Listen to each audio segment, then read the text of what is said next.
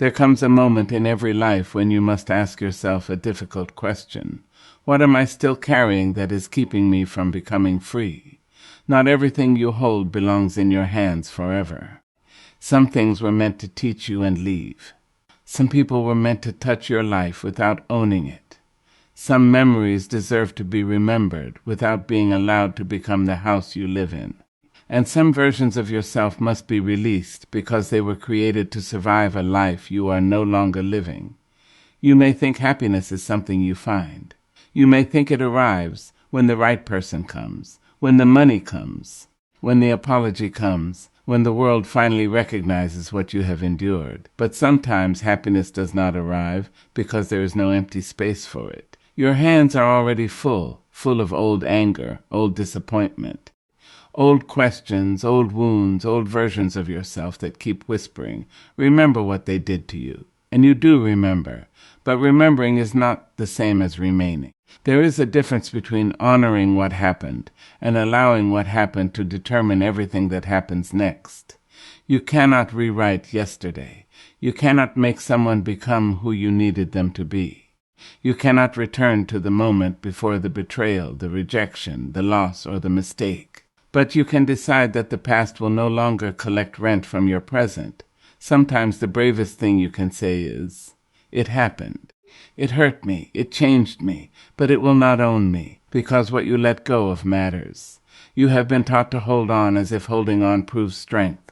But there is strength in release. There is courage in unclenching your fists. There is wisdom in understanding that peace does not always come from getting more. Sometimes it comes from carrying less. And perhaps the life you keep waiting for is not waiting somewhere far ahead of you. Perhaps it is waiting in the space you create when you finally let go. Happiness often begins with a quiet decision, to stop carrying what was never meant to remain in your hands. We spend so much of our lives collecting things that hurt us. We carry disappointments from years ago, conversations we wish had gone differently, people who chose to leave, promises that were broken, and versions of ourselves we have already outgrown. We carry them so long that carrying them begins to feel normal. We forget that a burden does not become a blessing simply because we have become accustomed to its weight.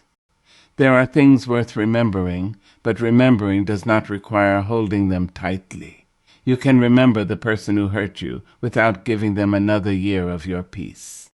You can remember the opportunity you lost without believing that your best chance has already passed.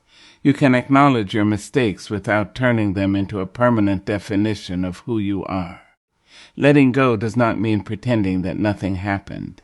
It does not mean saying that the pain was acceptable or that the person who wounded you was right. It means recognizing that your life is still yours. The moment you decide that yesterday no longer gets to dictate the emotional temperature of today, something inside you begins to breathe again. Think about how much energy resistance consumes. You replay the conversation. You imagine what you should have said. You wonder why they did what they did. You search for explanations that may never come. You wait for an apology that may never arrive. And while you are waiting for the past to change, the present quietly passes by. Your happiness cannot depend on receiving closure from people who may never give it. Closure is the decision to close the door yourself. Sometimes peace begins when you stop asking an old wound to explain why it hurt. There is also a deeper kind of letting go, releasing the identity built around your pain. Maybe you became the person who expects disappointment because disappointment once became familiar. Maybe you stopped trusting because trust was once broken. Maybe you learned to keep your heart guarded because openness once cost you dearly. Those responses may have protected you then, but they may be limiting you now. You are allowed to become someone new. You are allowed to wake up and decide that what happened to you will not be the final author of your life. You are allowed to put down resentment, regret, guilt, fear, and the desperate need to make everyone understand your story. You are allowed to stop carrying what keeps you from moving forward.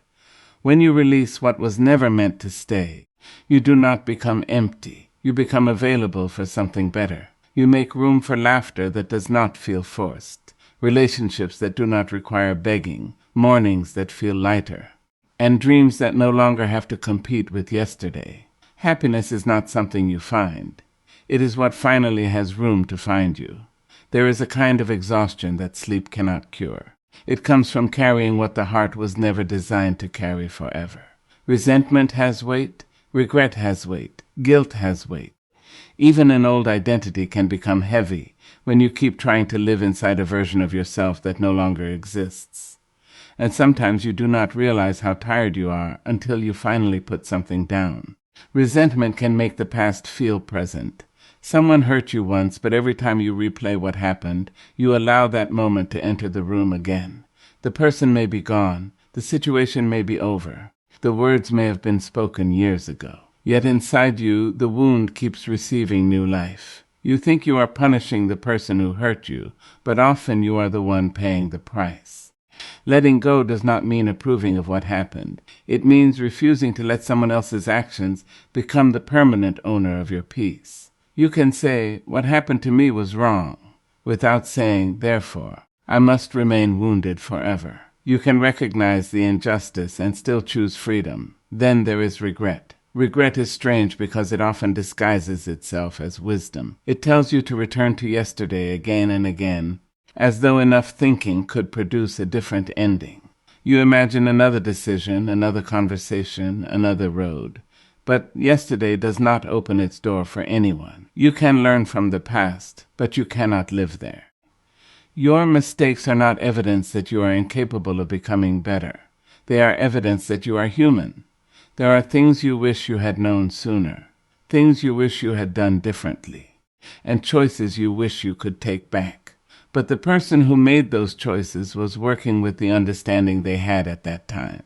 Give that person some mercy. You have learned since then.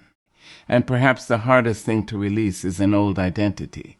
Maybe you have spent years being the strong one, the forgotten one, the rejected one, the one who always has to survive.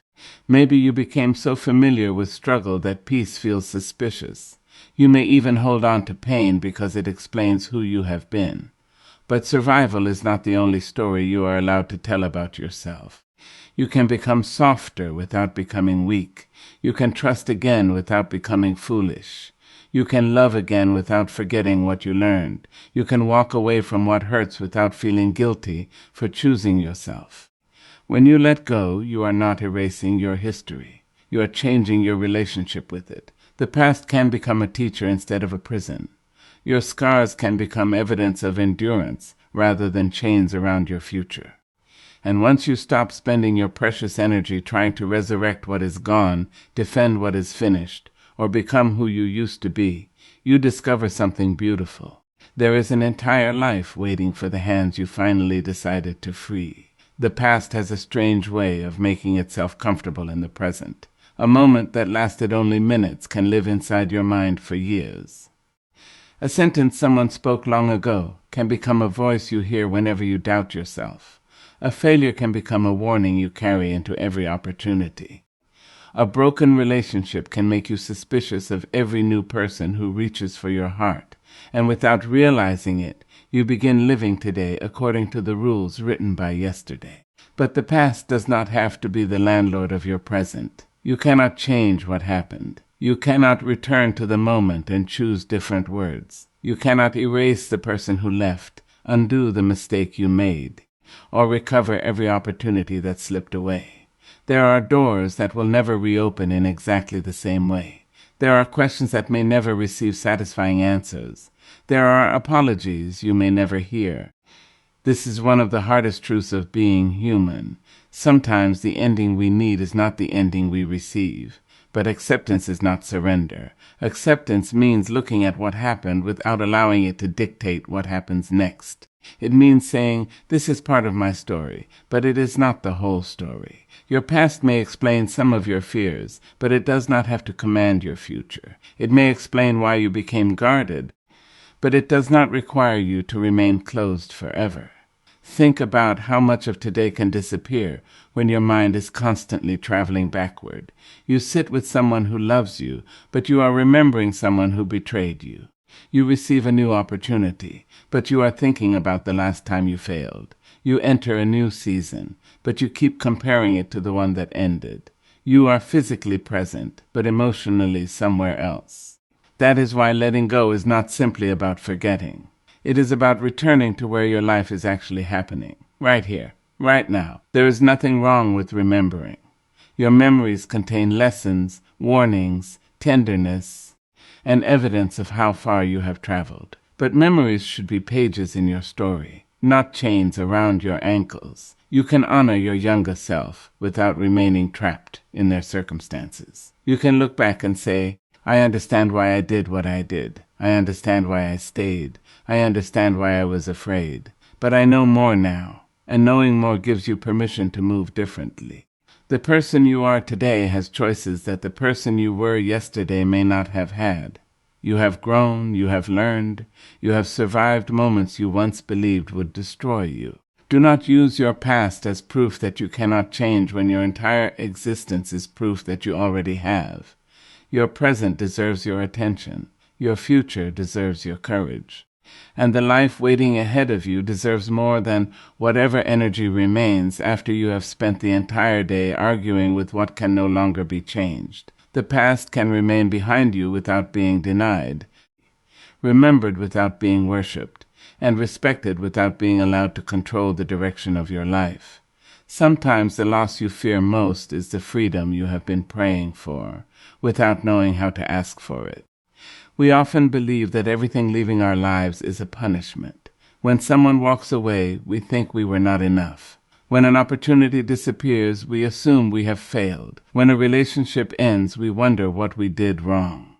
When a familiar chapter closes, we stand at the doorway mourning what is gone instead of wondering what the ending might be making possible.